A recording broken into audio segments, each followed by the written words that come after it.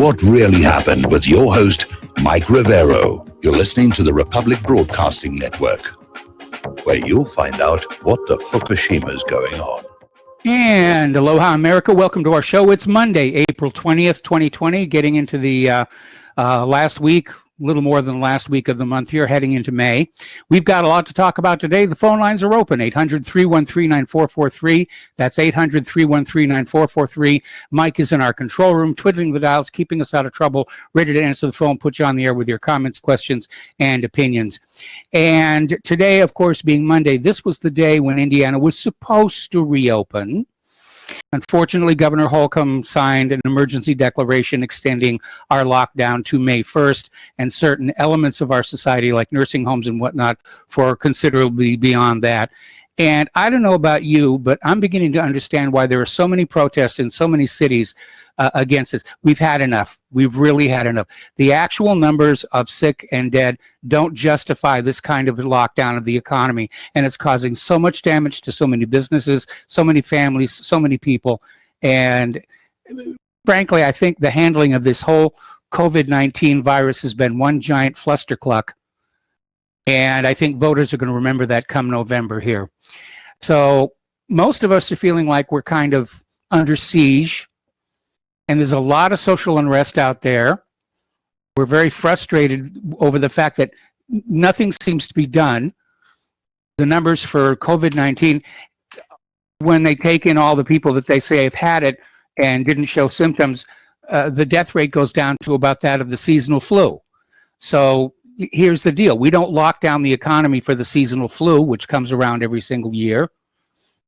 We did, we would have lost this country a long time ago. Now, the CDC chief is saying that 20 U.S. states may be able to reopen within 14 days.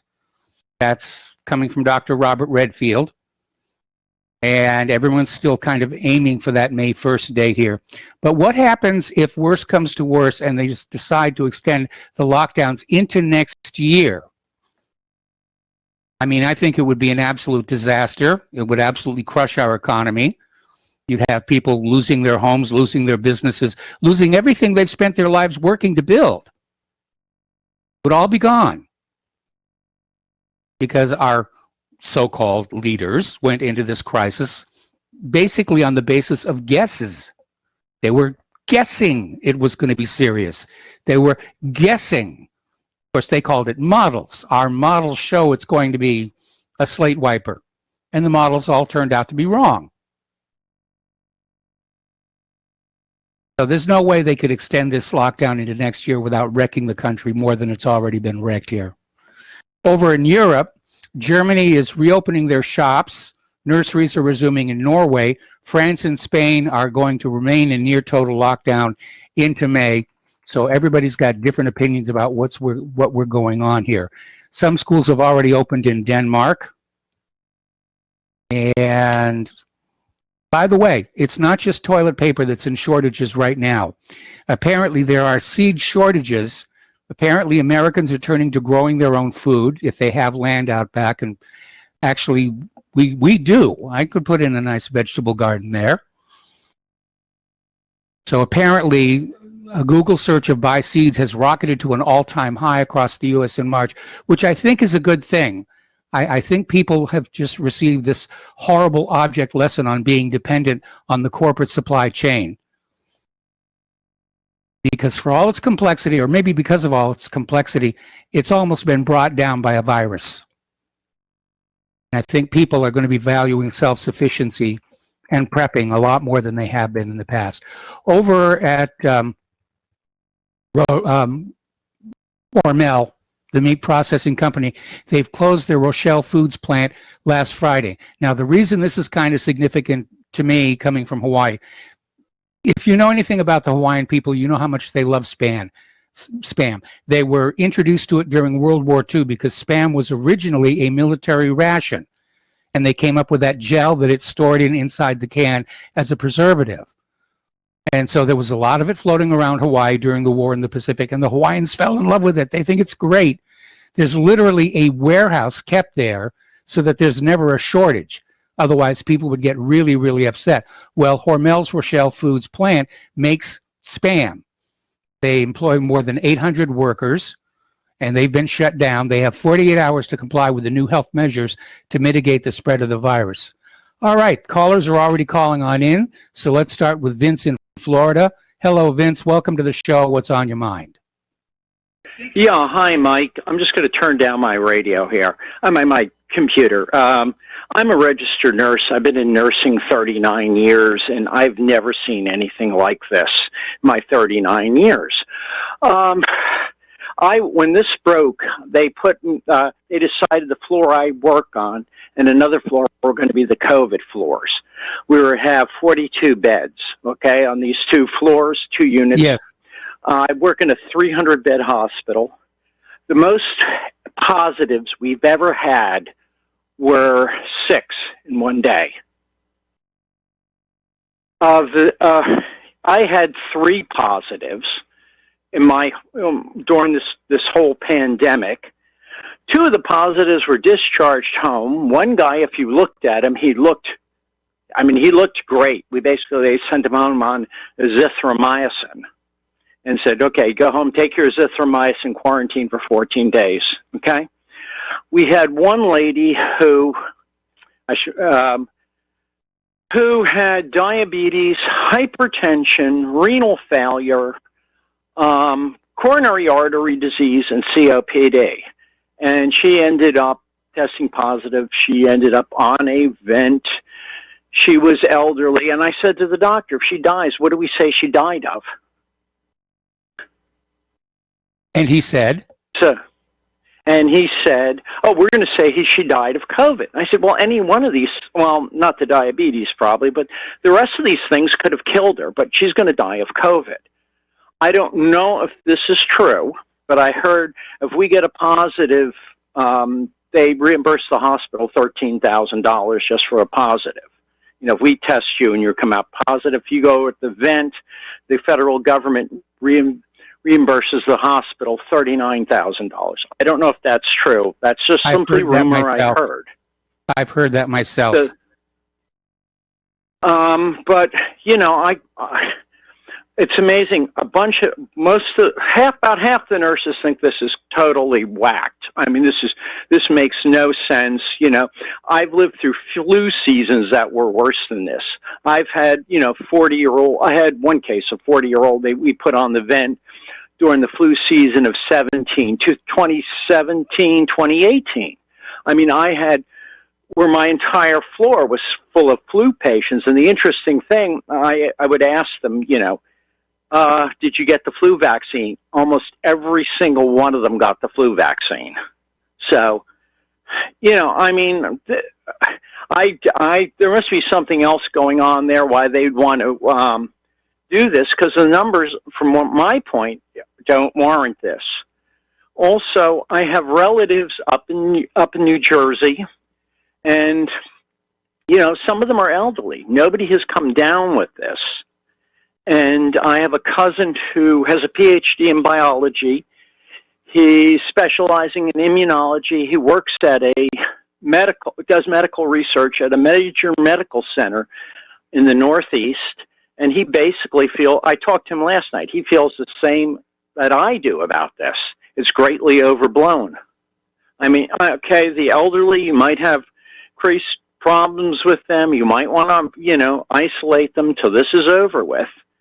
But, this is absolutely crazy. It is. It is. I mean, the numbers just aren't there to justify what's been done. Okay. I'll leave a joke I heard recently, and then I'll hang up and let somebody else talk. Did you hear about the guy in New York who was shot 3 times? No. And no? Well, yeah, he was shot 3 times, and the death certificate said died of COVID. Yeah. Yeah, I've seen a whole bunch of those jokes. Apparently, Jeffrey Epstein died of COVID. Yeah. Okay, I'm going to hang up now, so let somebody else talk, okay? All right, thanks a lot. Have a good day, sir. Thank you very much. The same to you, and we're going to go over to Jim in Illinois. Hello, Jim. Welcome to the show. What's on your mind? Hello, Michael.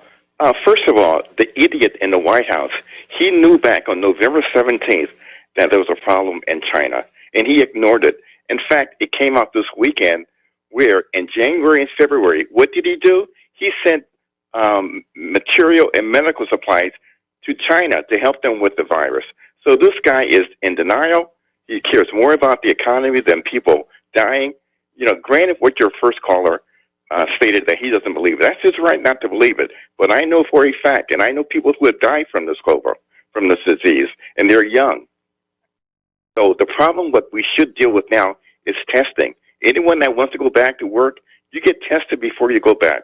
If you want to go out there and not wear a mask, hang around with other people, may God bless you. And I hope you get the virus yourself if you think it's a hoax.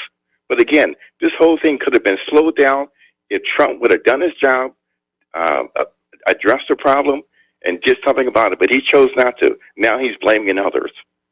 Now, that's all I have to say. Take care and God bless. All right. Thanks an awful lot. There is a virus. There's no question. People are getting sick. People are dying. And I don't mean to trivialize those who've gotten ill and those who've passed away from it.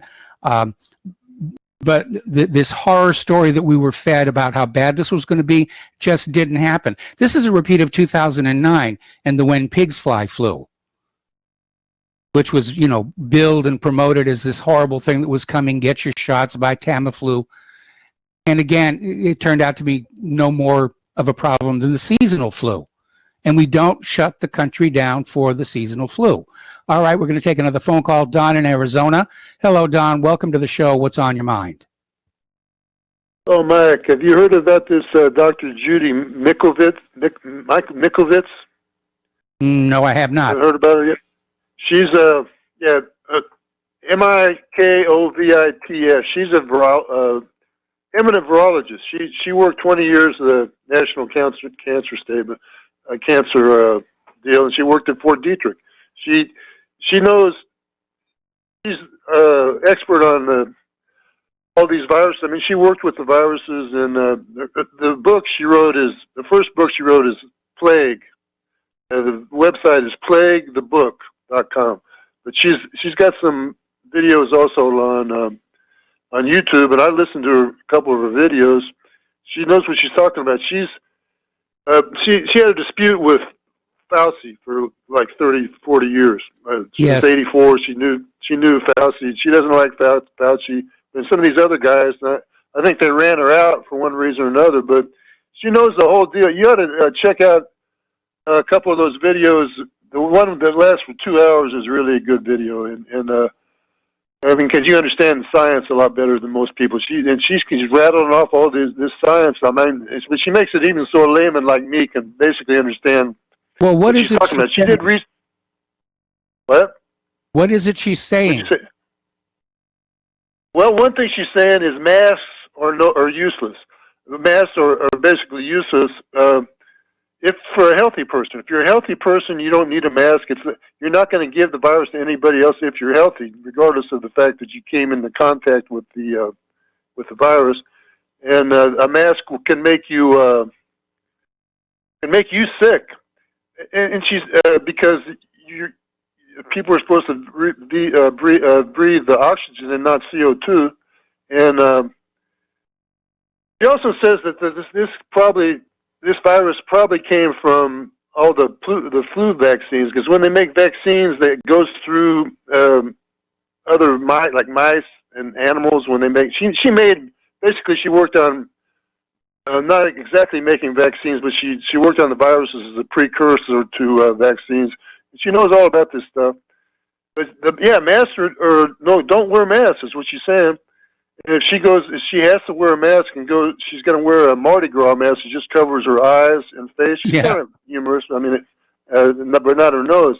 And she knows what Judy Mikovits, Dr. Judy Mikovits. She wrote a book, and then the first book is Plague.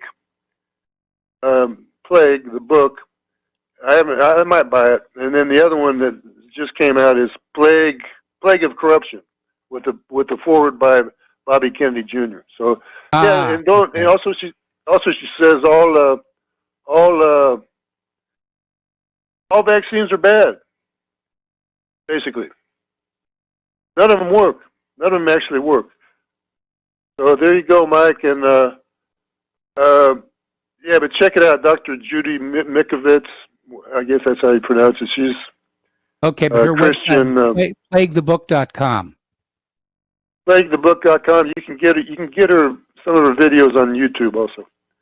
All right. Well, we'll Okay, thanks, definitely Mike. take a look at that. Maybe we'll try and get her on the show here. Anything else, Don? That's all. Thank you very much. Bye. All right. Thank you. We're going to switch over to Al in Canada. Hello, Al. Welcome to the show. What's on your mind? Hi, Mike. That second caller you had. Yes. Why is it? I mean, maybe you can help me understand this. Why is it these idiots that think that they have a right to tell other people how to live their lives always wish harm on those very same people?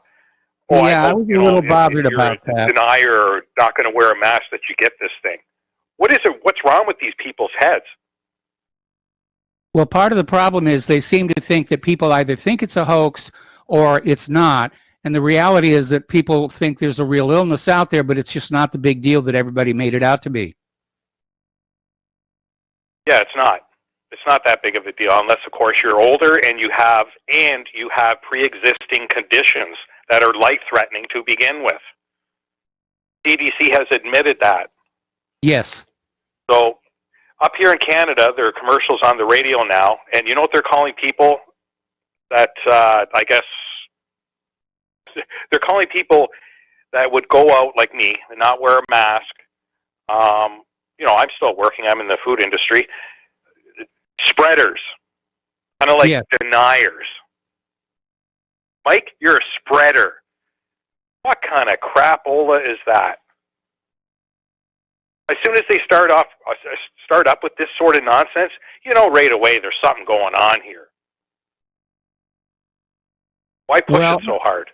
I keep thinking back to this book, the Madness of Crowds, and they talk about events in history where things just got totally out of control just on the momentum that people built up for themselves, like Tulip Mania. And I think this is another. I think this is another case just like that, where people were told right at the beginning, this is going to be horrible, and then they went around saying, oh, it's going to be horrible, it's going to be horrible. Everybody was hearing from everybody else it's going to be horrible, and it didn't happen. And I don't think it's going to happen. And like I said, there's a virus, people are sick, people are dying, but no worse than the normal seasonal flu.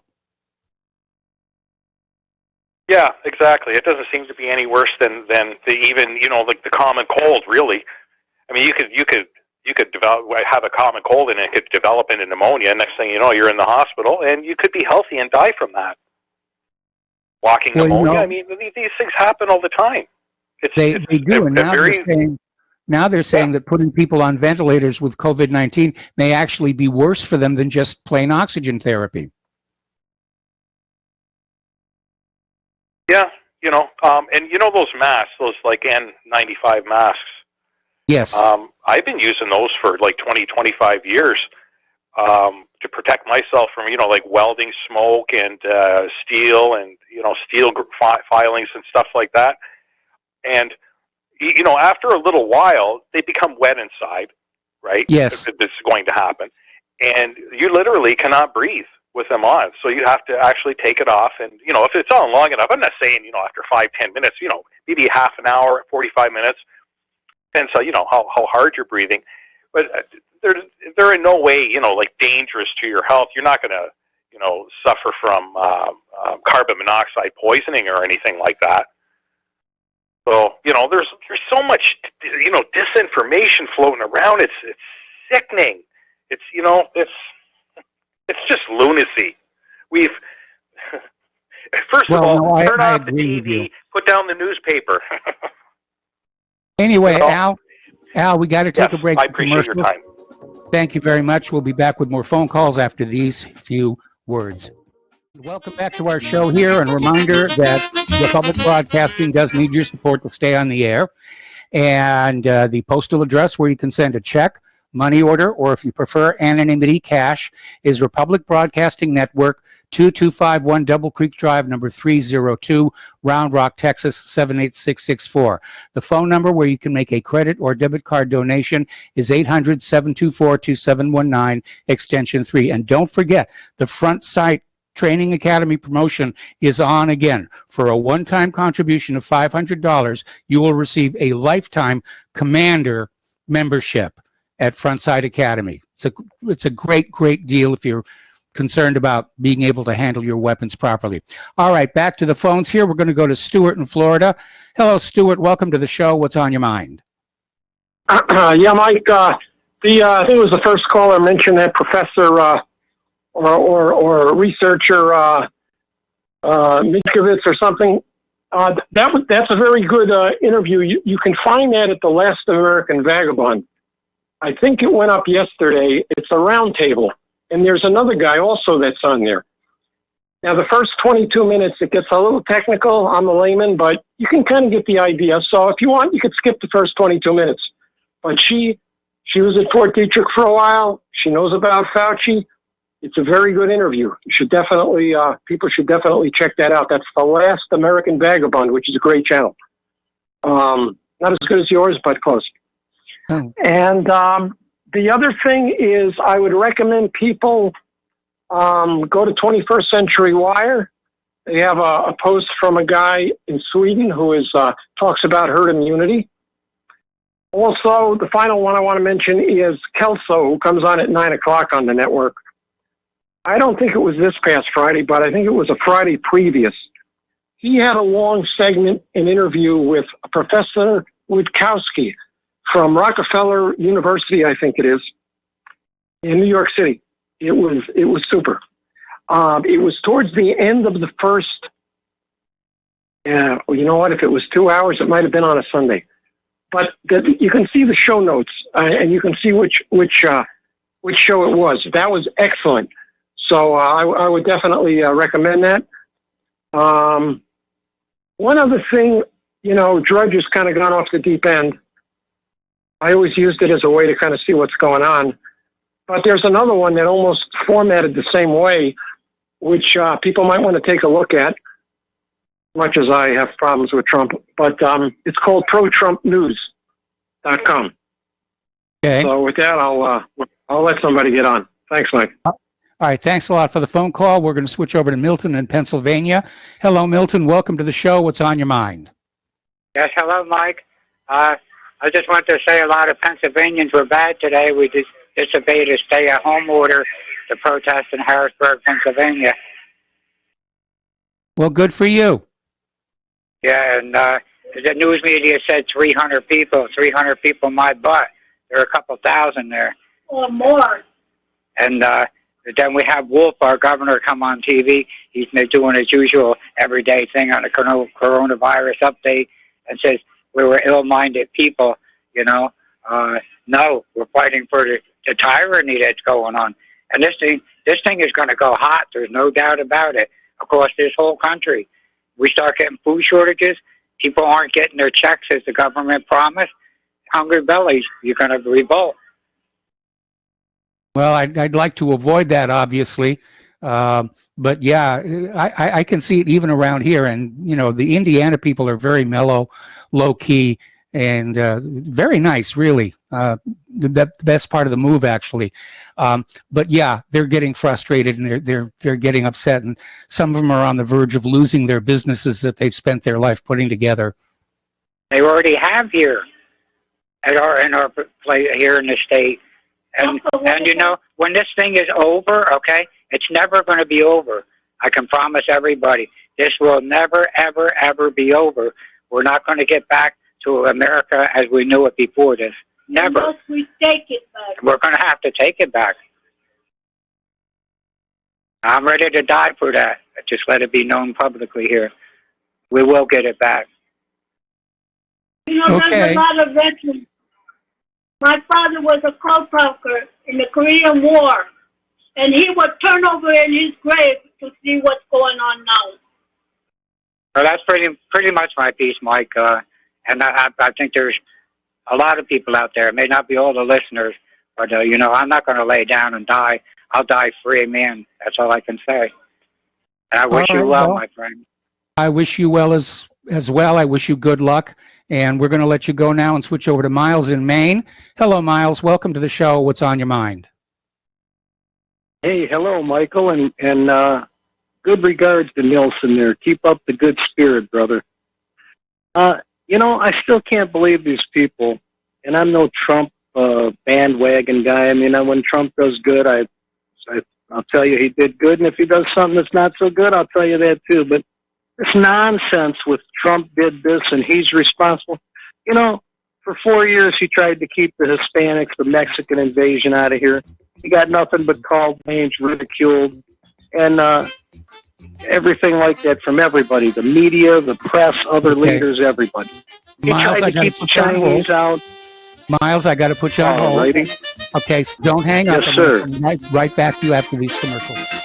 And welcome back to our show here. We're talking with Miles in Maine. And Miles, if you could just pick it up where you left off. Yes, so thank you, Michael. So for 4 years, Trump's been trying to stop the illegal Mexican invasion. And he's been called nothing but names, attacked in the media, attacked by other countries, attacked by his own party, attacked by the Democratic Party. So then it comes to the Chinese. Trump tells them, let's close this. Of course, again, he's attacked by the Democratic Party, the media, the liberals, and so on and so forth. And for this guy to get on there, I'd like to ask this guy, did you see one Democrat? All these congressmen can put up a bill and say, we're going to stop this immediately and get it passed. The Democrats could easily get a Democratic bill through the House. And yet you didn't see one of them put up nothing. But this guy doesn't say nothing about them or the other Republicans that have not done anything. But he comes after Trump, who has tried and been stopped. Well, you know what? I'll take an effort. I'll take an honest effort rather than no effort, rather than nobody that says anything. And that's what we've gotten out of this Democratic Congress, and some of the Republicans that have no spine. But here's what gets me. This guy that called in, how come he didn't say nothing about our good old bosom buddies and best friends from Tel Aviv that apparently knew about this in November but gave the U.S. no warning? But we're supposed to praise them. Oh, they told us about 9/11 and blah, blah, blah, and this, that, and the other. But we didn't hear a word about this. But China was, in constant communication with them, and they were getting supplies from China. China was getting supplies from them and everything like that. But they're our good old best friend and ally. And I think that's quite interesting, Michael. I'd like to hear your comment on it. Thank you. Well, Israel is claiming that they learned about the coronavirus from U.S. intelligence agencies, although they won't say which one. Well, they said they had been, now the reports I heard is they had been communicating with China. And they had been informed. They were in briefings with China. China was briefing them constantly about it back in November. And then again, you have this, what is this, military Olympic Games or whatever was going on. How do we know? How does anybody know that Israel didn't send their military team over there and do this and then stand back and just wring their hands and watch the chaos, go on? But from what I'm understanding here, Israel and China were in constant communication back in November before it even became an issue. Here, nothing that I saw had anything with the U.S. involvement in any type of knowledge aspect until December, maybe January. So hopefully some of the other callers, because we got such a great call group here with knowledge about these issues and very up on current events, maybe they'll have something to add to that. But thanks a bunch, Michael. I don't want to keep you, but thank you so much, and I hope you're feeling great. Well, I am. Thank you very much. I'm going to switch over to Sebastian in Sweden. Hello, Sebastian. Welcome to the show. What's on your mind today? Oh, hello, Mike. I didn't want to talk about anything about Corona, but I'll have to throw this in. Your previous caller, I noticed that Israel has the least amount per population, the least amount of deaths than most other countries. So maybe they have some sort of better way of defining the virus than most countries. So it could have been a collusion. I don't know. But I want to get off of Corona and talk about the crude oil. 26 cents a barrel right now. That's unbelievable. That is unbelievable. I mean, it's good for you and I. Gold went up it's to good for ordinary people. but bad for Yes, the but not corporation. really. I mean, okay, I have a truck. It's diesel. It's not running at the moment, but I can see myself going and filling up diesel tanks. But I don't want to have any gasoline tanks around the house. That's pretty dangerous. Yes. But gold went up to $1,700 an ounce at 12 o'clock today. Yep.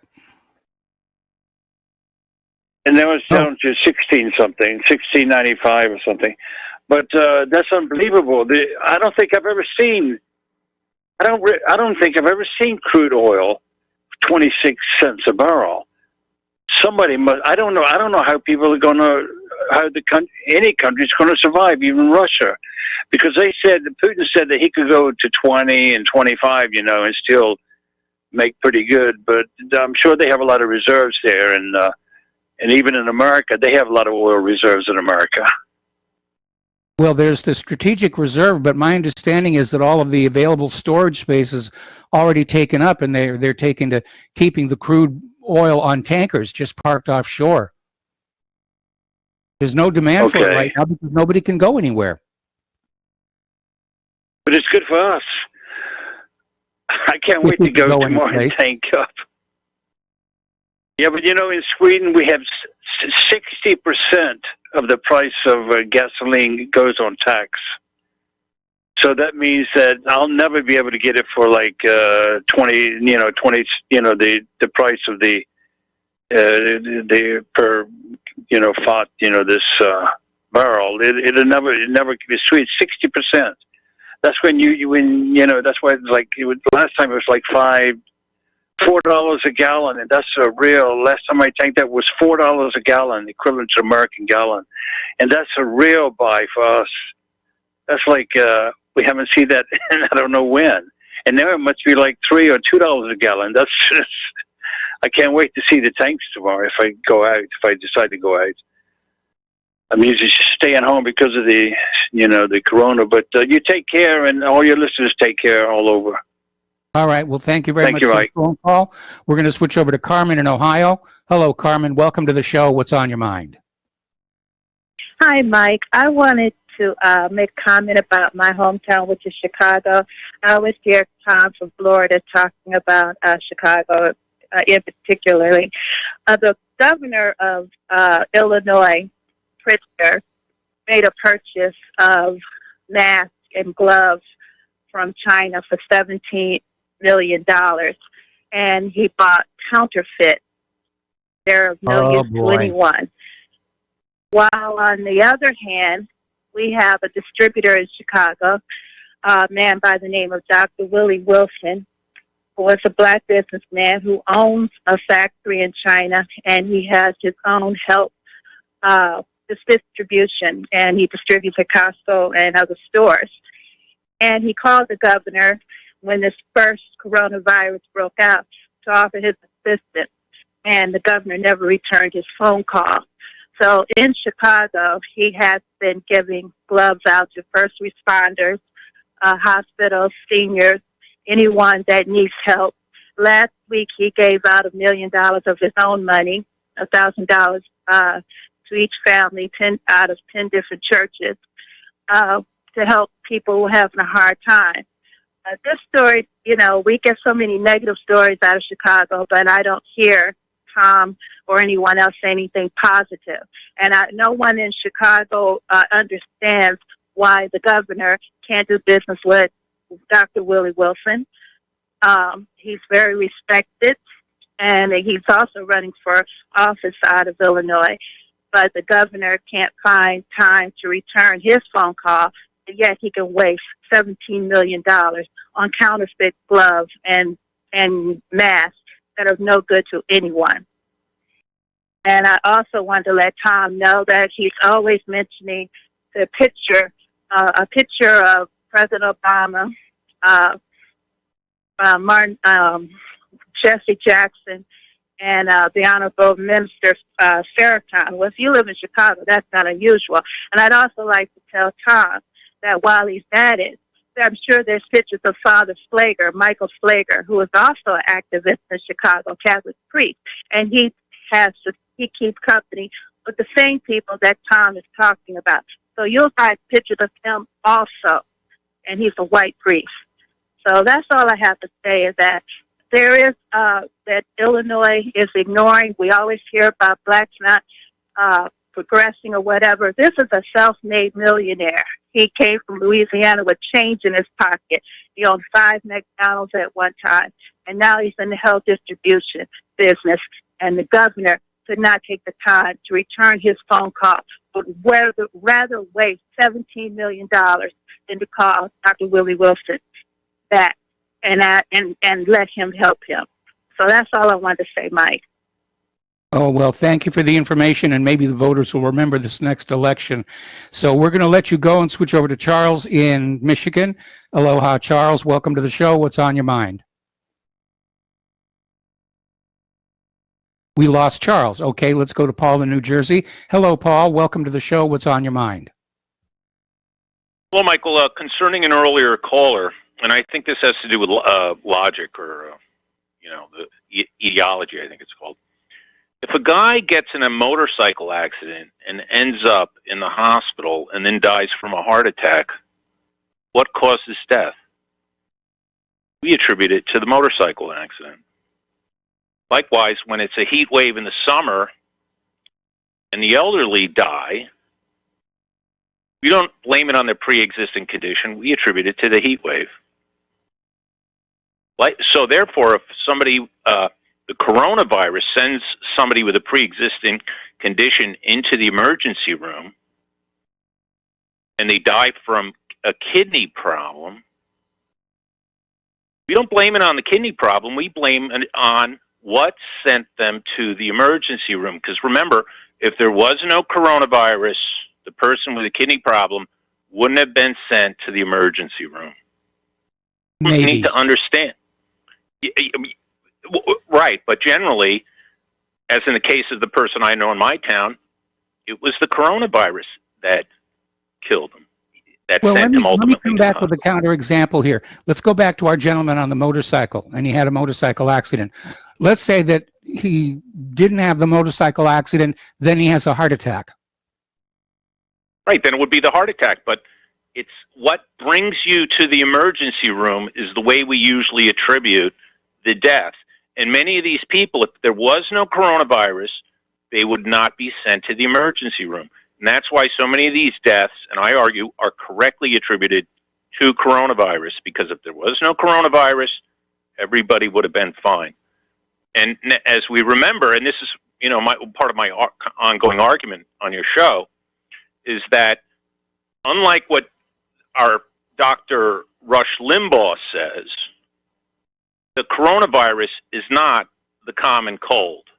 No. I don't know people personally in my life who claim the common cold. Likewise, I'd like to say, if this disease is a hoax, as some of the people claim it's a hoax and nothing more than the common cold, then why do these same people want to bomb China over it? Or why does Tom Cotton and Dan Crenshaw want to sue China the devastating damages of this common cold? Do you understand? I understand. That's part of the incoherence of the narrative of the people on the right. Now, listen, I got to be honest. I'm not happy with these liberal governors. I think we should reopen the economy. Yes. I think, but however, unlike your earlier caller, Al from Canada, I think the decent thing to do is, at this stage of the game, for maybe the next month, people wear masks when entering into close places and in close proximity of complete strangers. You notice it was funny, Al from Canada, he said he wears a mask to protect himself, but he won't show the common courtesy of wearing a mask in public to protect strangers. He gets outraged by that. You understand? As I've said, this is the long slog when you fight diseases like that. When they fought the Spanish flu, it didn't end overnight. It took months and months of people wearing masks, getting out there and taking care of the ill, quarantining people before the disease finally subsided. If you think ignoring it is going to make these diseases go away, That's not how these diseases work. And the historical precedent proves that. So, you know, and Michael, you're in my camp on this. I know this. We take the middle route. We think, you know, yes, open up business, but yes, wear masks and try to, you know, keep the elderly in these old folks' homes isolated and try to keep people who are spreaders from these elderly. And I think that's just being, you know, taking the middle route, and that's called being reasonable. But we do need to open the economy, and some of these states are getting tyrannical. I live in New Jersey, and today, since my state parks are closed, I drove over the bridge and we took a walk through a Pennsylvania state park, and I'd like to thank the state of Pennsylvania for that. And on that note, thank you, Michael. All right, thank you very much for the phone call. We're going to switch to Ray in Indiana. Ray, hello, welcome to the show. What's on your mind? Hello. Well, I called to talk Corona too and everything else, but let me give you a quick humor story. It's real quick. We have a street preacher. We have a corner here in the street preacher, and he's got a PA, and he's got 6 or 7 people there with a big cross and all that.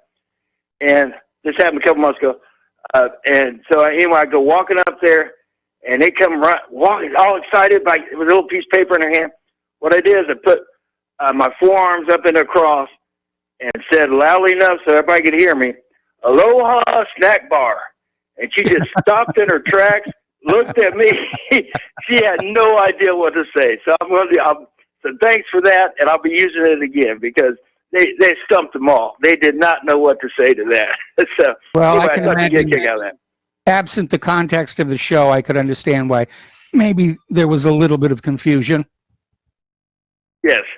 So anyway, the reason I called is a while back I called about Dr. J. Patachera's doing a antibody test in California. Have you talked about it, or anybody else talked about it? Because they did an update on that. We've talked about several of the different tests and the fact that there seems to be a reliability issue with pretty much all of them.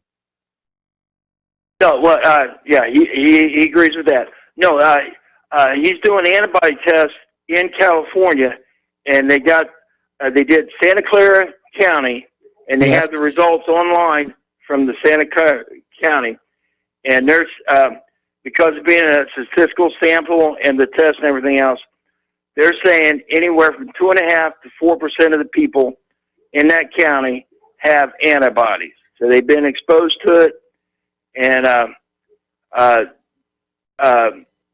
so they're now getting ready. They're getting ready to release the results from L.A. County. Oh, I hear the music. I'm sorry. Want to hold me? You want me to go? Yeah, I'm going to hold you. I'll come right back to you after these words from our sponsors. Welcome back to our show here. We're talking with Ray in Indiana, and we're talking about all the testing that's going on, antibodies tests, and they're going to come out with the LA numbers. And the numbers are basically showing that more people have been exposed and recovered from COVID-19 than was previously known, which when you add those into the statistics, again, it puts the actual lethality rate down there with the ordinary seasonal flu here. And again, a big issue is with the quality of the tests themselves. Apparently, the first round of tests put out by the CDC were damaged by a lab contamination. And it sort of calls into question this idea of fast-tracking these products, where you're not taking the care to make sure that they're really what they're supposed to be, which is why I would never allow myself to be given a fast-track vaccine. Ray, you there? All right. Yes, I'm still here. I was letting you finish. You did a great summation there, and I'm giving you the highlights from the video titled "Uncommon Knowledge" with Peter Robinson. It's a regular podcast that he does, and about 42 minutes, and I highly recommend it because Dr. J. Patachera goes into details about the survey and everything else, and it's very credible. He comes off and he explains it real well to the layperson, real well. So but like you said, there's got a lot of people that have been exposed to it and recovered. So right now, one thing that comes out in the video is just because you have antibodies doesn't mean that you're immune. It's the level of antibodies. So at this point in time, they don't know what level you need to be immune. So he's saying we're not it's now got to the point where we're not going to get rid of corona. We're going to have to learn to live with it. And it's going to be like a seasonal flu, and we're going to have to learn to live with it. And the possibility of a vaccine is slim because, like I said, at this point, they don't even know what level of antibodies you need to be immune from it. So, like I said, it's a very great video, and he does a great job with it. And so he's saying those numbers work out to be almost 85 times less than what they were saying. So that would put it less than the seasonal flu is what I'm trying to say. So and like I say, we'll get the results from the L.A. County this week. And L.A. County has 10 million people. So that's going to give us a lot better numbers to work with and everything else. And then, and while I got your attention, there was a caller last week talking about Andrew, damn, I forgot his last name, sorry. Well, anyway, he's not credible. He was, I'm drawing a blank on his name. Well, anyway, all right. You have a great show. Keep up the great work. Thanks for your time. All right. Thanks an awful lot. We got to take a break for station identification. We've got more callers waiting on the line, and we will be right back. And welcome back to our show, hour number 2. The phone lines are open, 800-313-9443. And we're going to take a phone call from Mike in Kentucky. Hello, Mike. Welcome to the show. What's on your mind today? Mike, are you there? Mike, are you there? Okay, let's try Tom in Florida. Tom, hello. Welcome to the show. What's on your mind today? Good day to you, Michael. Aloha. Aloha. Yeah, Michael. Can you hear me, Michael? You're fading in and out. Could you get your mouth a little closer to the microphone? Can you hear me now? Much better. Oh, yeah, okay, Michael. Yeah, what I want to say is, first off, it seems like Chicago's opened up. They opened up I guess the Cronus is over in Chicago. They had 26 shootings over the weekend, 6 dead. I guess they're back in business. The 6-foot rule doesn't apply. So I guess Chicago's back in business. Also, speaking of Matt Drudge, they had a thing on Drudge the other day, 2 days ago. And, you know, I think Drudge is a homosexual myself, but he's a flip-flopper. But I will say this about Drudge. He does put out some stuff about, like, with the FBI statistics. Michael, did you hear what happened with Baltimore? Yeah. Last year's statistics? Okay, in Baltimore, there was 394 murders, and only 81 of them have been solved. So it's like batting, 20%, and the rest of the murders in Baltimore have not been solved. Who's killing these drive-bys, whatever. So that's just, just this insanity what's going on in our country. The coronavirus didn't stop Chicago or Baltimore or Philadelphia from their insanity, L.A. It's nuts. But I didn't really call about that. I just had to throw that out at you. But I do want to talk to you about this, Michael. Have you heard about the animal, the pangolin, Michael? No. Okay. There's 8 varieties of pangolin. There's 8 species or varieties of the animal, and they're mainly in Indonesia. A lot of them are in China, and they have them in Africa. They look like an armadillo. They call it the pangolin. Matter of fact, in India, they have they have hundreds of girls that actually sing a song about the animal, the pangolin. It's you have to see it to believe it. And what's going on with this animal is, I guess they eat it all over China. I believe they eat it in Africa. It looks like an armadillo.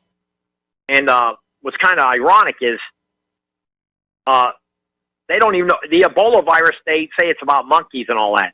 Well, I think what happened here maybe in this situation with Wuhan is they had something to do with the pangolin and bat blood. Who knows what they were mixing up in a concoction or something that's like a contagion. I don't know. But in China, they eat the smaller varieties in China. It's called Chinese pingling, and it's like, I guess it weighs 3 pounds. The other ones get up to 75 pounds in Indonesia. The ones in Africa, I believe, get to 15 pounds. They're an animal like an armadillo. So I'm surprised you haven't heard about that animal. And that's the actual name of it, pingling. So I found that interesting, fascinating, actually, to see an animal like that, because honestly, I remember seeing in the southwestern part of Texas, they have armadillos. Yes. You know, but you never see, I've never laid eyes on an animal like that until my friend told me about it, and I thought he was lying to me, but he told me no, and I checked it out on the computer, and there's 8 varieties of this creature called the pingling. And it's, I guess, a delicatessen over there in Asia. So I just thought that was very interesting. Who knows what they were doing with the blood of it, and who knows. But we know for a fact that the Wuhan lab was working with the pingling. Were they? No, I'm asking you, do we know that for a fact? Well, I heard that rumor is that's what a few major networks said they were working with the pingling in a bat. And there's a thing they do in China about a bird sap. They get off the caves. There's like a bird, and they go in there. They make a soup out of this bird vomit, and I guess it's like a delicatessen in China. You ever heard about that? Yeah, it is. It's called bird's nest soup. Yeah, bird nest soup. So who knows what they were doing in that lab, Michael? I mean, with a pingling, a bat, bird nest soup. Who knows what they were concocting? I honestly don't know, but it's just kind of weird that the media is not really showing you that animal unless you really go research it, the pingling. They don't show you it like for a 20-minute clip, hey, this is what the animal looks like, you know, and all that. So I just thought that was peculiar. But getting back to what something else, Michael, I want to get off my chest about. You know, Bill Gates and all these rich billionaires are talking about we have to cut the world population down, correct? Correct. Okay. Not them, these guys got billions of dollars to throw out. But in the meantime, these guys in the United States and Asia, Europe and all that, knowing that you're bringing in millions of people, different cultures, and what is their main objective once they get to a country like the United States, Michael? To get on the dole. They want to get free housing. Yes. So if they can't find a job because there's no job right now. That's what they've been promised. You know, if you can get into the United States of America, there's going to be all kinds of free stuff. Okay, so that's correct. And they had on Matt Drudge today that all these people, all these Americans living in Baja, California, south of San Diego, across the border, they all want to come back now. They're all trying to flee back into the United States. That was on the Breitbart and Drudge. So my point is, and Europe's the same way. Look what's going on in Italy.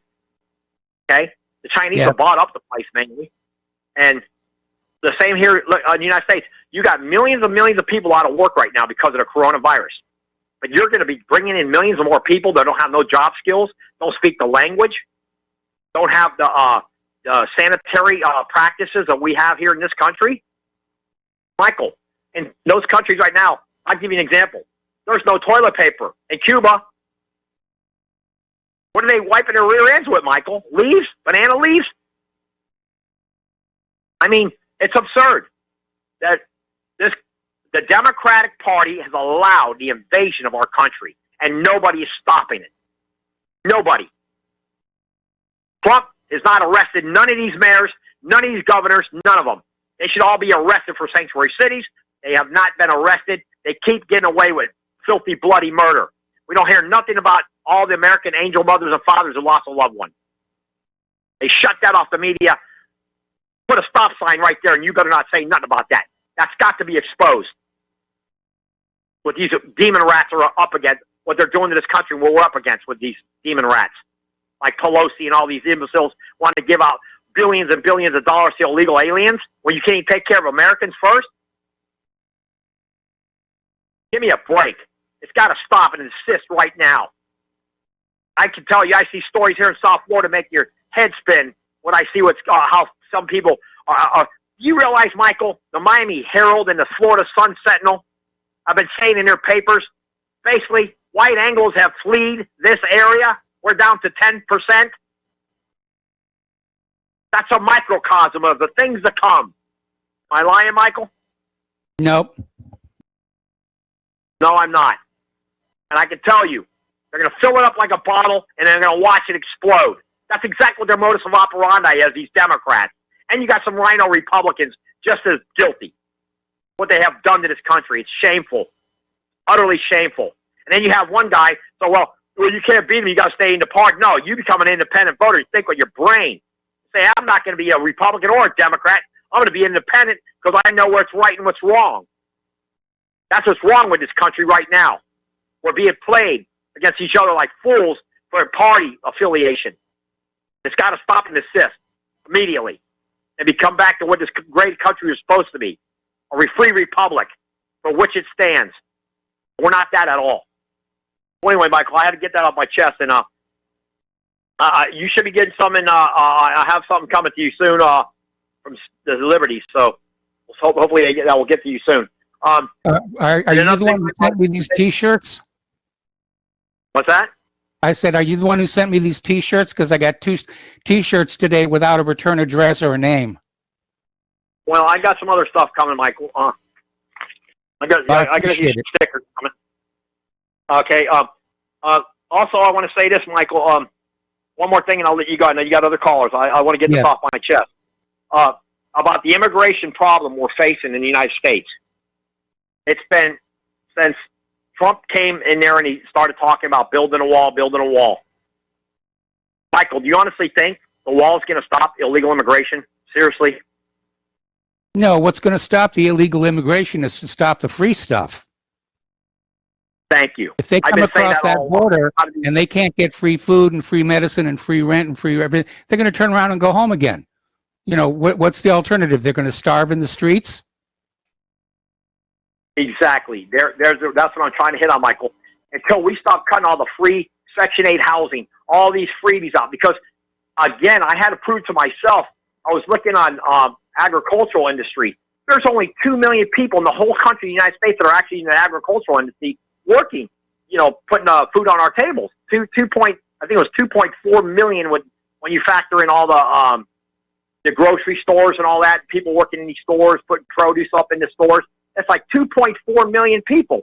So where are these other 30 million, these 26 million, 25 million people, what do they do? 1 million cut some grass? What are the other ones doing if they're here illegally? What are they doing? Collecting welfare. Collecting welfare off the taxpayer's dime. It's unbelievable. And nobody's stopping it. It's not being stopped. It's off the charts. In the meantime, Americans, black and white, are suffering for job opportunities, wages, everything. It's disgusting. And you were talking about a month ago about all these Indians, when Tucker Carlson had it, Americans are training Indians from India to take over jobs at AT&T, which are very good paying jobs, actually. $70,000 a year jobs, $60,000 a year, $50,000 a year jobs, a good paying job. Some areas. So in some parts of the country, you make $50,000 a year, you're doing great. Am I lying? Nope. So, no, there's a criminal activity that's so perverse, it's disgusting, and it starts with these billionaires, and you got that imbecile Gates, who I don't even want to get into that guy. That guy Gates is a character. That guy looks like evil all over him. That's all I can tell you, Michael. But anyway, and then, and that's another thing. He's giving all this money to Africa and all that. Well, hey, Mr. Gates, I got an idea. Why you start taking care of white Americans and Afro-Americans that are in this country? And by the fact, you can go, I'll leave you with this thought. There's more white people in the United States than any other culture. You know that? Thank you for the time, Michael. All right. Well, thank you very much for the phone call. We're going to let you go, and we're going to see Mike in Kentucky. Are you there on the line? When I was a little bitty boy, my grandmother brought me a cute little toy, but she told me I couldn't do a thing with my ping-a-ling. I get the corona thing. Okay. Yeah. Okay. Never mind. So anyway, yeah. I had to look up the lyrics to make that parody because he kept saying "ping-a-ling, ping-a-ling" all over again and again and again. So just be careful swimming across the creek. And if you won't sing along, it must be because you're playing with your own ping-a-ling. Anyway, it's an old Chuck Berry song. So oil prices earlier, somebody called in. Oil prices went into negative territory a few hours ago. USA Today posted that the May contracts, because nobody wants them, have fell more than 300%, settling at minus $37.63 per barrel. Negative territory because there's no place to store it in 3 weeks. There'll be no place to store it. It's going to cost more money to store it than it's worth. So, you got to start cutting off the spigots at the wells and the refineries. I guess I don't know. What do you do? Go turn off the big valves up there on the north slope of Alaska. You let it start driving places. Well, right. Yeah, it's stupid. I think at this point, we've reached a point of diminishing return. Kentucky, even though the governor says we haven't peaked, I'm looking at the Weather Channel statistics for Kentucky, and it's peaked. I do think that it was here way before than what they think it was. I mean, that Ferguson guy, late March, I think the last Wednesday in March, he went before Parliament. He said, hey, this thing's multiplying way faster than we thought. The replication rate shows that if you do the math, I think January 30th, they detected their first positive confirmed case in England. But if you do the math after they looked at it again, that means half the population was already exposed in mid-January. I have to wonder, like Dale Bigtree and others are wondering, if it was in America way back in October. The Los Angeles numbers may show that if they I'm hearing September. September. I mean, I had something back last September. A buddy of mine that I know had something, and like mine, it wandered around his head and neck and throat and voice and lungs and back, and you had a fever, and it finally broke for me after about 2 weeks. I mean, I'm doing all the tricks that I knew without going to the doctor. He went and got 2-day course of steroids and knocked it down, and that's exactly what I hear you don't want to do. There's a lawyer and got exposed to it down in Louisiana. His wife was saying that based on the French, I think, and maybe the English, that you don't take ibuprofen and you don't take steroids because it makes the lung inflammation worse. He ended up on a respirator, and she was trying to make a national news story out of it, but it got eclipsed by a story out of New York, another 45-year-old lawyer, if you go look for it. She was really blaming the Mardi Gras people for that, saying that they should have stopped Mardi Gras. I'll let you go. I don't know if you can tell. I'm getting another call. All right. Well, Mike, thank you very much for the phone call. We're going to switch to Peter in Los Angeles. Hello, Peter. Welcome to the show. What's on your mind today? Hey, Mike. It's been a recurring thing that I've talked about again and again, and I think you've mentioned it yourself, but I think it's pretty clear, and it's high time. I mean, the billionaires are saying that they need a population, decline. Bill Gates talks about a global population of 500 million. And, there is Thomas Malthus, remember him, the Malthusian theory, where, limited amount of resources and rapidly increasing population, you're going to run out. Well, there's a point to that, and even Gates has a point. We are running out of resources. But what is the number? 65 or 68% of the poorest people in the world, like 60 families have that kind of money, have the same amount of wealth as the 60% of the poorest people in the world or in the country. So the point is that we are running out of resources. We can't afford billionaires anymore. And, true. I agree. It's time to whatever the arbitrary number is, a number like 50 million. They can live well and all that, but you can't use us as chess pieces and playthings. That you just can't manipulate wars and markets and points and diseases if that's what's going on. And I don't put that out of the realm of possibility, but we can't afford to have that anymore. With they own governments, they own everything. They make all the laws. They're never accountable to anybody. and they go across borders. It's horrible. But that's my first point, Mike. The second point, which is worrying me, is how do we get out of this? How does the economy recover when there's no housing market, when all the middle and mom and pop and privately owned companies and smaller companies are going to go out of business, and everything else is going to be owned by the banks? There's no engine for recovery. Globalism seems dead. China, Europe can't drag us out. The United States is going to be a complete basket case. So I look at it, and I told you before, I think the first thing we do is end the Federal Reserve. Have a jubilee, as you said, end the Federal Reserve. Yes. End the wars, bring the people back, have a massive infrastructure program, and the other thing is confiscate the money from the billionaires. If Jeff Bezos is worth $160 billion, which is something like what he's worth, right there, that's pretty good right there. But what I'm worried about is they won't do. Of course, they won't do anything like that because they control everything. The billionaires and the banks control everything. So they do. And you've got to. Can I hang on for a second, Mike? Yeah, Peter, stay on the line. I'm going to bring you back after these words from our sponsors. Welcome back to our show. Here we're talking with Peter in Los Angeles, and we're talking about wealth inequality and how we've allowed a class of billionaires to grow up amidst us who think that having that kind of money gives them the right to play with planet Earth and its people like some kind of a toy game. Yeah, exactly, Mike. And I'm worried about how we're going to pull out of this, because the program that I outlined, it's just not going to happen. And historically, it's been war. And then I look at the things going on, like we just sold, that's what in quotations, we sold Israel. Of course, we'll forgive the debt in no time. Sold Israel $3.7 billion in tanking capability to extend their range. We just, and in this horrible economy, Mike, Lockheed is hiring 5,000 people. Yes. Now, who do they sell to? What is all that about?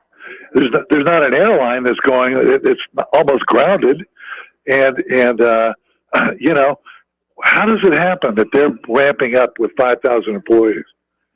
Well, military sales, most likely. Yeah, or you know, or impending war with somebody we can handle that won't. You know, Venezuela, Iran would be a mistake. They all do, but it just worries me, Mike, and that's my thing for the day. I look at what's going on. We know who's getting rich off this: the billionaires, the bankers. We know who's losing all their rights. We are, and the recovery will be taken out of our children's, hides. They're going to war about it, So, anyways, that's it for me, Mike. Thanks so much. All right. Well, thanks for the phone call. We're going to switch over to Jim in Brooklyn. Hello, Jim. Welcome to the show. What's on your mind today? Jim in Brooklyn, are you there? Okay, we lost Jim. Let's go to Lisa in West Virginia. Hello, Lisa. Welcome to the show. What's on your mind today? We lost Lisa too. Well, just be that way and see if I care. All right, we're going to go to Stacy in Florida. Hello, Stacy. Welcome to the show. What's up? What's on your mind today? Oh, thank you, Mike, for taking my call. You got a real caller. Go ahead. A couple of quick things. I tend to talk fast because I like to give other listeners a chance to call in. So I'll kind of hurry. This is in response to a particular man. I don't remember his name. He called in a little while ago on your show, and he was like, absolutely certain that if you have a motorcycle accident and you're admitted for the motorcycle accident, but you have some kind of kidney issue, that you're absolutely dying from the motorcycle accident. And that is totally absurd, Mike, and you were on him. Your comments equaled the way you were thinking. That can never be determined without an autopsy. Am I right? Yes, you're correct. Yeah. So I mean, he threw in. Go ahead. No, he was out there trying to say that the reason so many people are being diagnosed with coronavirus is that's what's brought them into the hospital. But it's not necessarily what they died of. And you're absolutely right. It takes an autopsy to legally determine the cause of death. Absolutely. He threw out the little words quickly. Oh, he had a kidney issue. Well, we don't know if maybe his kidney was going into shutdown when he was being brought into the emergency room. And we don't know if he was tested for corona, knowing that many of them are false positive, false negative. Anyway, he might have had regular flu symptoms when they brought him in. So you can't be so sure and say, oh, definitely he died of the motorcycle injury, which could have actually been minor. And and it's so crazy. Anyway, everyone is trying to guess everything, and the fact is, and I will admit it, that we're really in a state of confusion. So we're not supposed to throw out stuff like we're all experts on stuff, because we're not. Because even the experts aren't giving us any answers. And I would recommend people, when they start determining for themselves what they think this virus is, simply go to Dr. Lorraine Day's website, 40 plus years being a surgeon in San Francisco, and she talked about what she thought it was. And I would listen to her before I would listen to any layman that doesn't know squat about this virus. And the other thing is, people would do good to listen to Steve Elkin's show last night, which would be April 19th, and he talked quite a lot about the total uselessness of masks. And you had a couple of people saying how important masks were, and he narrowed it down that by right, with the regular masks that people are using, and what do you call it, the things that motorcycle people wear. Help me out, Mike. Bandanas. Yeah, they're more useless. They render like 5% protection, and the other masks that people are using render about 16 or something. Don't quote me. Listen to Steve. Very, very low percentage of protection. So the masks are a big part as well. And are you cutting me off now? Yeah, I'm afraid I'm going to have to let you go. We got full phone lines here, and we got to take a break for commercials. Stacy, thank you for the phone call. We'll be right back. And welcome back to our show here. We're going to go back to the phones to Dustin in New Jersey. Hello, Dustin. Welcome to the show. What's on your mind today? First of all, Al, please put a mask on. Do it for me, the lemming, the doomsdayer. Second of all, Mike, you do know Soylent Green is people, right? Yes, I do know Soylent Green is people. Because that was the book written by him for the movie, right? Like the movie was based on that premise, right? Where there was like a shortage of food, yes. I believe, right? Yes. And that Pennsylvania. So seriously, that Pennsylvania caller saying he'd rather die, dude. Nobody should be saying that. There's no tyranny. Put your mask on, please. I mean, you are protecting yourself and other people. I mean, besides wearing a bandana, which, yeah, that's true, but, I mean, there's nothing else.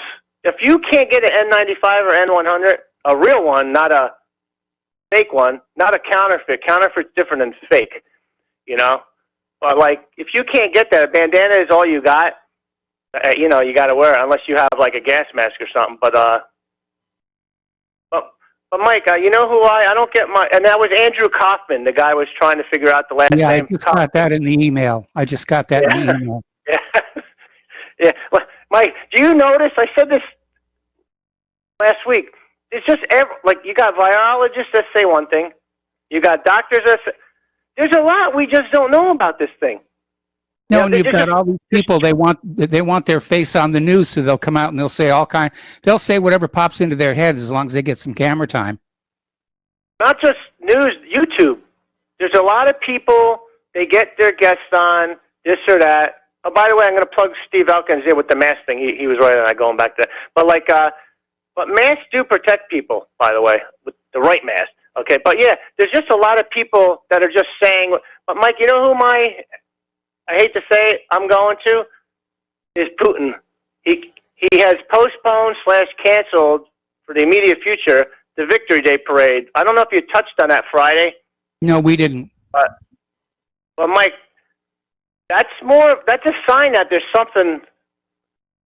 It's just more than the seasonal flu. That's what I believe. I could be wrong. I'm not an expert, not a virologist. But I mean, why would you do that? Did you see the cases in the UK and like Russia are going up? Like yes. There's a lot of deaths in UK. But I mean, is there deaths being inflated? Yeah. But there's deaths also being underinflated, right? Like there's just people dying in their homes, but they're not getting tested. So we don't know if it's worse or not as worse as a thing. But I just wish people would take the more prudent approach to where I mean, wouldn't you rather be? That's the old saying your mom told you: safer than sorry, right? Like it's just a prudent thing to do, even if the bandana or whatever is all you got. And just keeping a certain distance from people. I mean, I think most people, if there was an aisle and there was like 3 or 4 people coughing, I think you would be smart enough to move to the next aisle, because, there's that hoax thing going on where people say it's a hoax. I saw that on a lot of those, not a lot, I saw them on a few trucks at those rallies, at the rallies in Michigan and stuff, says, don't wear a mask, it's a hoax. That, to me, you shouldn't do that. You can write what you want on the truck, but I think that's pretty disingenuous, man. How do you know?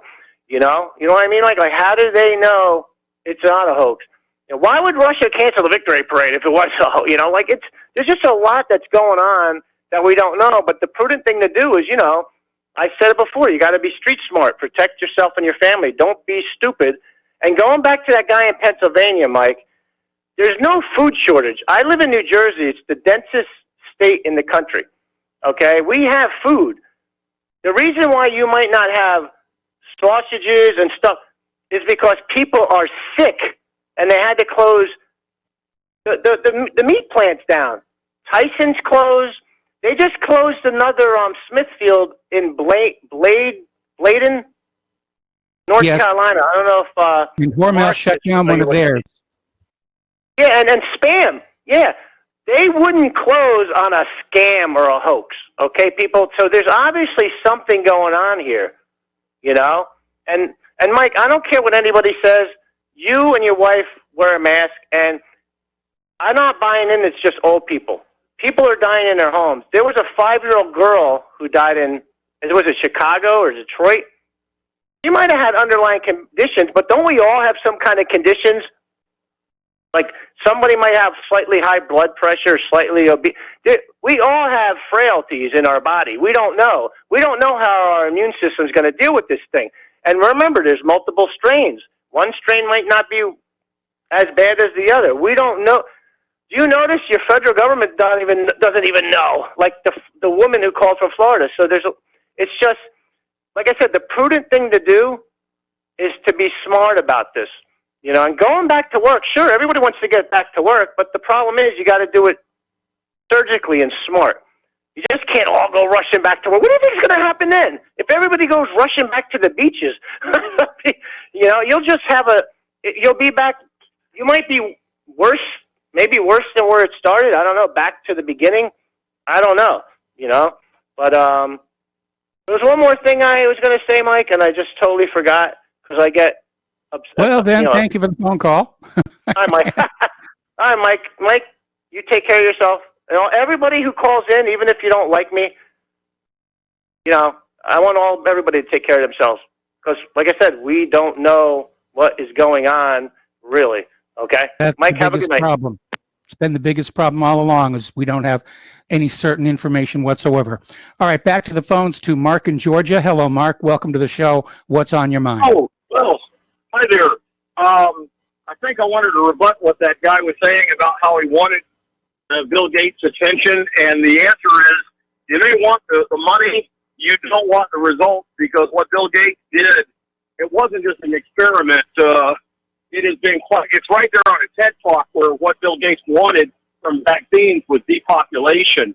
And there were like 500,000 African people that wound up getting paralyzed, I guess you'd have to look up the numbers to figure out how many people actually died as a result of these vaccines that are not about benefiting the people. And that's the principle is that there are stated goals that are sold to the people that typically fail miserably because that's not what it's really about. And then the real issue is the unstated goal, which is if when the people find out about the unstated goal, they wouldn't stand for it. And that's the thing that people need to understand is that the stated goal is just there for the theatrics, the political optics of making it look like something to benefit the people when it's really not. Does that make sense? That makes a lot of sense, and there have been several scandals throughout the years where free vaccines that are being put on out, supposedly to combat typhus or something, turn out to actually sterilize women so they can't have babies anymore. Yeah, and that's part of the thing that happened in Africa, too. Yeah, I'd like to see that those funds go to something. It would be one thing if vaccines were legitimately about helping the immune system develop, because I don't know if you've had a chance to check out Shiva4Senate.com, but he explains what we need to do is to boost the immune system naturally with like vitamin C, D, and A, and you know, like getting sunlight does Yes. a lot of good. But the thing is that vaccines could be a good thing if they were done legitimately instead of as a pretext for something else. Fair enough? Well, I got work to do, so it's nice talking with you. Hope you're doing well up there in Indiana. Okay? All right, That's we're where you doing are, fine. right? I'm sorry? You're up in Indiana nowadays, right? Yeah, I'm in Indiana right now. I'm in the town of Santa Claus. Okay. Have a good one. Be safe, okay? All right, thanks an awful lot here. We're going to switch over to Dave in Nevada. Hello, Dave. Welcome to the show. What's on your mind? How you doing, Mike? Doing great. I just wanted to respond really quickly to the caller previous to the last one. He was making the argument that you should just do something just to be safe. That's essentially what the government argument is. Just do what we tell you because just to be safe. And everything that they tell you to do is completely, to a certain extent, like standing 6 feet apart, doing all this stuff, staying inside of your house. All this is based on that same argument. Just do what we tell you just to be safe. To what extent are we going to keep going and how far? I mean, it's gonna get to the point where people are gonna have like measuring sticks in terms of how far we're going to be able to stand next to each other. And the reason why I'm saying this, I've had people like yell at me. Like I was standing in front of a shopping, in front of a grocery store, and some lady, she walked up to me and she yelled at me because I was standing there and she was coming towards me and she was saying I wasn't 6 feet away from her. Yeah, she was yelling at me. She was a little off, but I've got into other arguments like this, and it's just like you're not standing on the sticker. Stuff like that. It's bizarre, and that's the problem with what I have with this argument is just do what we say, just to be on the safer side. How far is that going to go? You see, and the argument, well, just do it until it's over. Until what's over? Like, how do you know it's gonna be over? You see. They can carry on this. They can make this kind of vague argument until the cows come home, and then everything is taken away from you. It's endless. They've already discovered that 6 feet is not enough distance. That in fact, Exactly. 18 to 27 feet is the numbers I keep hearing, and we know the masks are not 100% effective. And this woman apparently was one of those individuals who any excuse to exert authority is going to be there. And you're right. She approached you. If she was concerned about the distance, she could have hung back maybe on one more sticker away. But we certainly can't live the rest of our lives in face masks and maintaining 6 feet of separation. The country won't survive that. But the thing is, and you're kind of pointing to something that's really interesting, is that it's empowering certain. It's not even the government. It's just individuals, just on a daily level. It's giving them a sense of authority to tell you what to do. And we're going to become this snitch society. Where people are going to start taking pictures of each other, and they're going to start snitching on each other for not standing exactly 20 feet apart. Okay, that's the problem that I have. The other thing is that people keep asking for Donald Trump to do this and Bill Gates don't do that. Well, you're not going to be able to tell these people because they don't even hear you. And the thing is, the problem has been the government, and I include Bill Gates in that general category of government. I think he's part of the government, and in a very surreptitious way. But he is part of the government, and so is Donald Trump. The government's been the whole problem to begin with. So when they're asking for something, when they're asking for this or that person you need to do this or do that, they're asking for the same thing over and over again. No, the only way that I really think that we're going to get out of this or survive it, not even like prosper, but just get out of this like with with the clothes on our back, is people are going to have to help each other out and not really ask for any kind of assistance.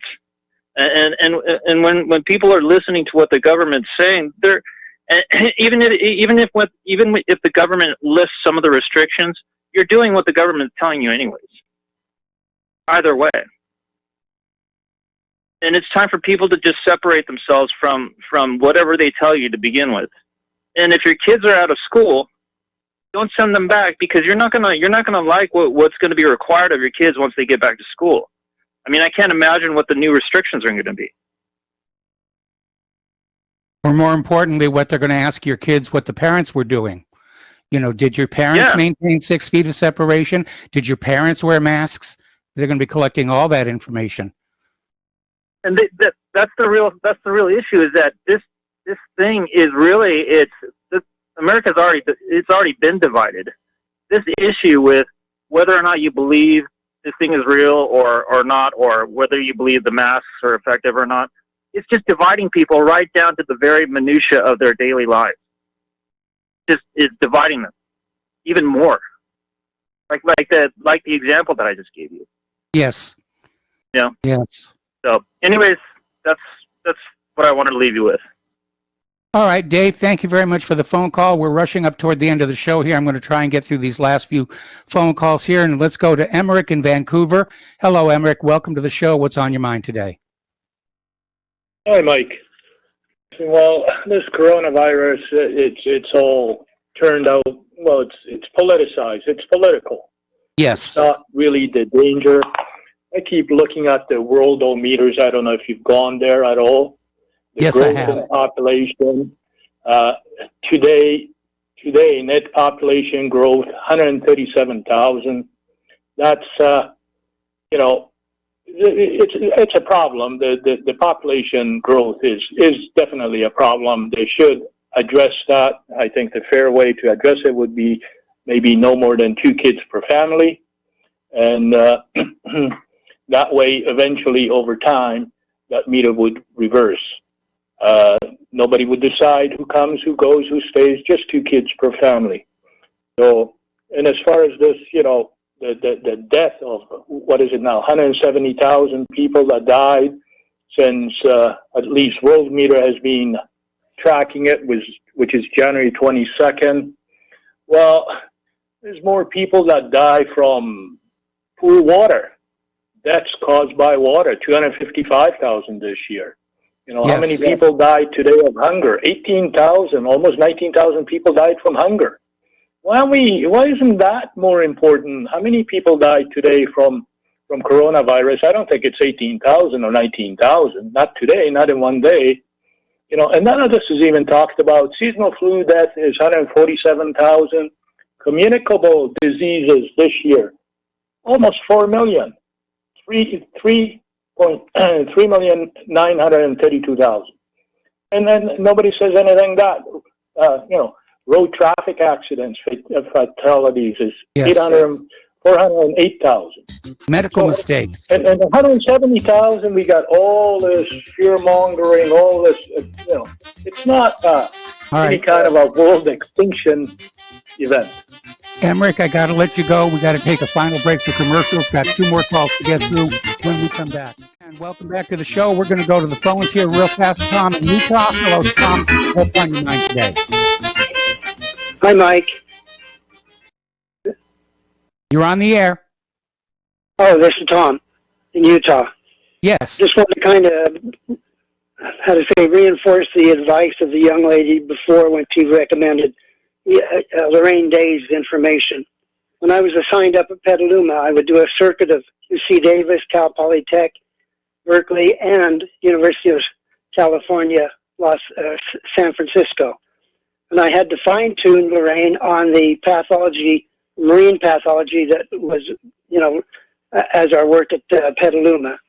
So I really recommend people that if they want to improve their health and boost their immune system and avoid the pathogens, read Lorraine Day's books, plural. I know she did Cancer Doesn't Scare Me Anymore. I used to go stay with her and her husband down at Palm Desert where they moved to. But also another book, The China Study by Dr. T. Colin Campbell. Both of those materials are excellent. Don't go to the Barnes & Noble Pathology for Dummies section, please. I hear so much nonsense. It drives me cuckoo. But I daresn't say anything because everybody says, oh, that's not the voice I hear. That's not the information I hear. But the fact is, you've given so little truth, it's pathetic. And these creeps that are running this tyranny ought to be